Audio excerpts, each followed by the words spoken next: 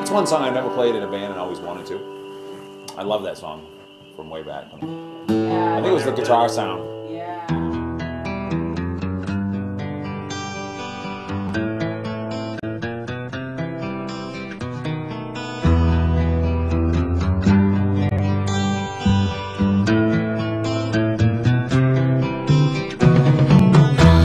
Everywhere is freaks and heroes, dykes and fairies. Tell me where is sanity?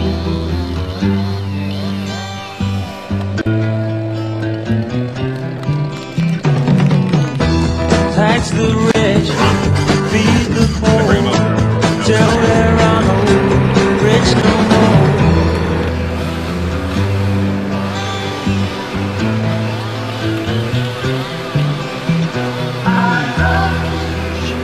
Oh boy, well, I don't mean to sound like an old timer, but it's been a long trip. No, this is basically where we are here with the sawmill is and stuff, is the tail end of our old dairy farm. This used to be pasture land actually, and my dad had a sawmill sort of as a supplement to the dairy industry, and he only had a few years in his burnt and all that, so we always cut wood when we were kids, and you know, used to cut 4-foot pulpwood and load it by hand and, you know, run it in the mills that way. And I, when I was in high school, I was working for a dirt contractor here, local. That's where actually I got my name from, the nickname anyways. When I was like 14, I used to work for them. Somebody called me Higmo one day, and it stuck, and that's what everybody's known me as ever since. But I got a sawmill when my dad was still alive, just for the simple fact to learn how to do it. You know, I was always involved in wood. Even when I worked for the dirt guy, I was the guy that, you know, sharpened the chainsaws and, you know, did stuff like that. So we got the sawmill basically as a hobby, and we didn't even have it set up around ourselves yet, and the neighbors were already coming over and needing a few boards and something else, and then we was running at weekends, and then it was, you know, at some point I had to make a decision. I was, you know, cutting some house lots and cutting a few things, and it was like, hey, we gotta, you know, there's an opportunity here, maybe we should just do this full time, and it just took off from there. So that's basically where it came from. It was more or less a hobby that turned into a business, which is kind of cool because I like what I'm doing. Yeah.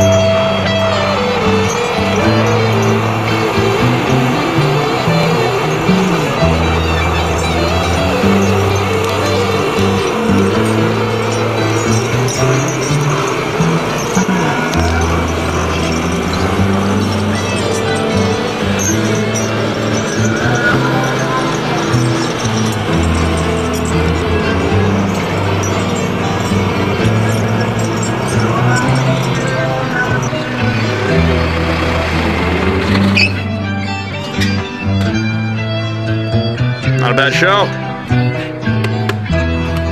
Yeah. You got something there you can use.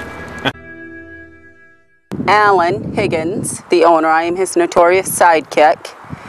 I've helped him build a business and worked at the sawmill and done the paperwork and all that good stuff. When we first started out, we had very minimal equipment and would work and save to get like a forklift, and we literally built the sawmill around us. As the boards came off, we built it, our floor and everything, and it just got so busy that it was either quit doing this or quit doing that, and this was a fun outdoor thing, not an office thing at all. Yeah. My name is Elisa. and I'm Paula's daughter. You wouldn't expect a girl like me to be working here and throwing lumber around or doing whatever. It's a lot to take in at first. It can be very, very hard work, but the more you work here, the more things you learn, and it becomes way easier. Yep. Like, you know, her daughter Jessie is real, like, happy all the time, you know? Yeah. And which is great, you know, but I always look at the little guys, you know, coming into a world where it's like, geez, I just don't know, you know? Yeah. Some days it's like, Not a very good world to be in today. But at the same time, it really is, you know? There's lots of things to be hopeful for and lots of things that we can do and whatever. It just takes a hell of a lot more effort than, you know, Yeah. So what should we play now? Should we play a cover song? Should we do that?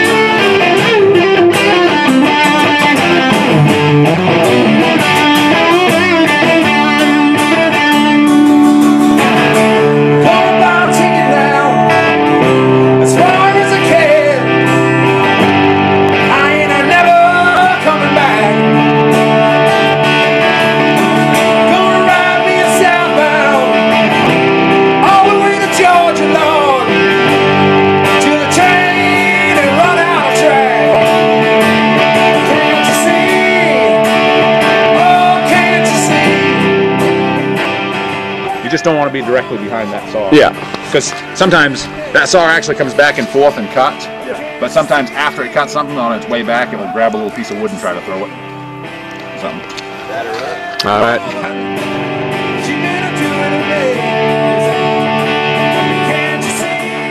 Who's running that slasher truck? It's real important to high grade, you know, any of the logs that you got coming out, making sure they're the right length. And sorting is so important. We do 7, 8, 10 different sorts of this wood that comes out. It's not just all going to one place. So you're, you know, sorting logs for one company and logs for my sawmill, some of the lower grade stuff, and then pulpwood. You know, some of it's paper grade pulpwood, some is just lower grade, you know, going to the chip mills and making bark mulch and all that fun stuff.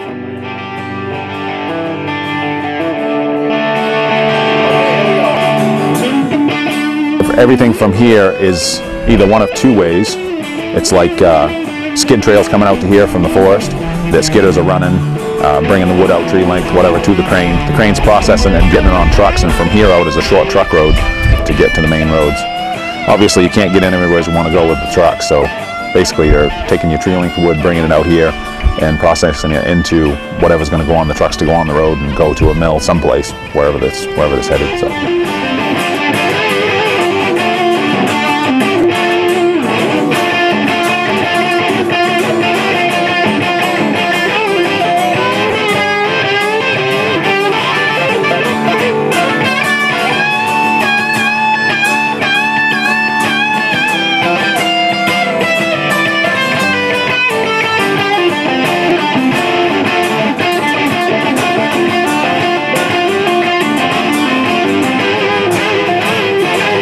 It's whoever's running that slasher truck can make you money or lose your money in a hurry, because you can process 8 or 10,000 feet of logs a day, or 2 trailer loads of pulpwood, or whatever you're making. So if you're doing it wrong, cutting things the wrong length, it's really important to have the right person on there.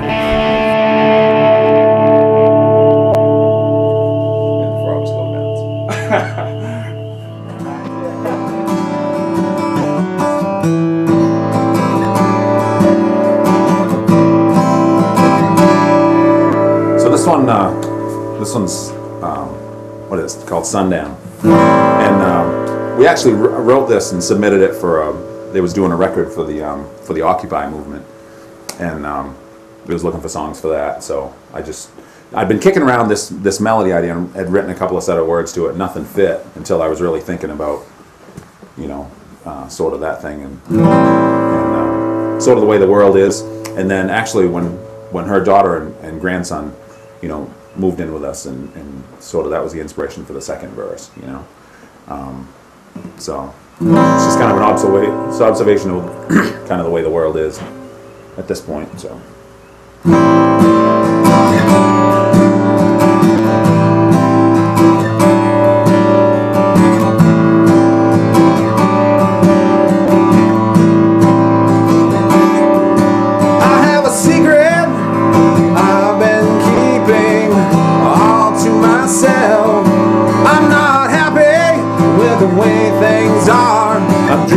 Someplace else, where the weather is nice, the people are kind and patient.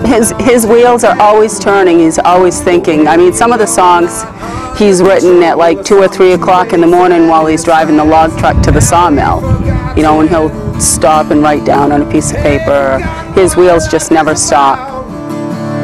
Sundown shines her light on the mystic. Extremely smart, very intelligent man. Worked hard his whole life, has a great reputation. He's a good guy. Dirty hands will shake in the high-rise of this town.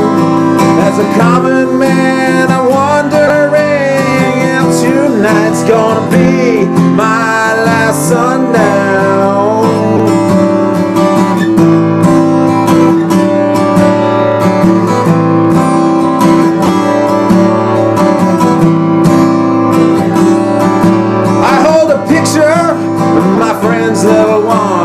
He's only 1 year old. He's pretty much his own kind of music. It's like country rockish, if you want to explain it like that.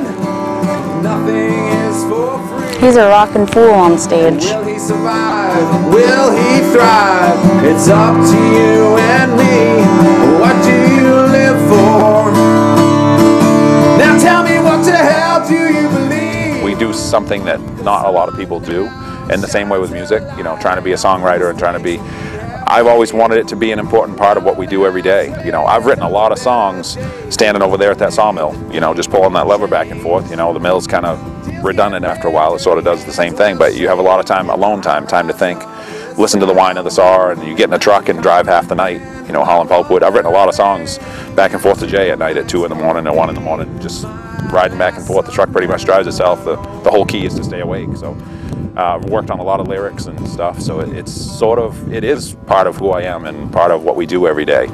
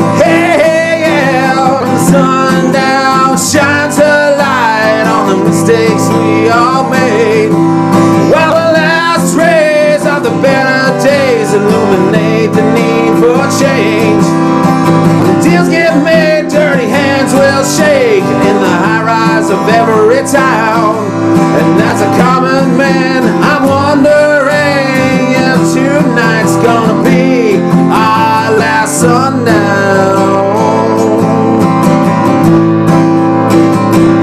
All last sundown.